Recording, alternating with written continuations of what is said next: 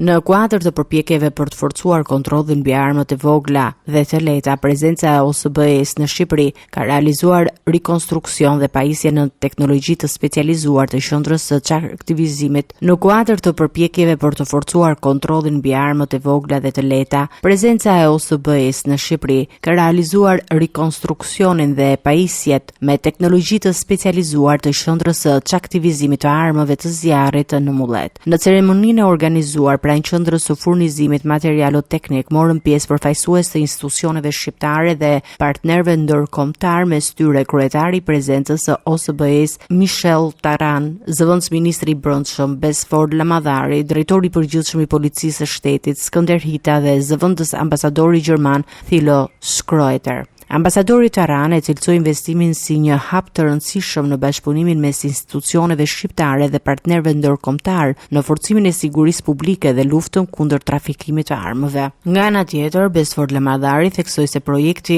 rrit kapacitetet e shtetit shqiptar në kontrollin dhe menaxhimin e armëve, municioneve dhe lëndeve shpërthyese, duke kontribuar drejt për drejt në rritjen e sigurisë dhe harmonisë e praktikave kombëtare me standardet e Bashkimit Evropian. Ndërkohë, drejtori përgjithshëm i Policisë së Shtetit Skënder Hita vlerësoi se qendra e re përbën një investim strategjik për sigurinë e vendit, duke ndihmuar parandalimin e keqpërdorimit të armëve dhe forcimin e mekanizmave të kontrollit. Policia e shtetit mbetet plotësisht e angazhuar në luftën kundër armbajtjes pa leje dhe çdo formë të kriminalitetit që cënon sigurinë publike, jetën dhe shëndetin e qytetarëve.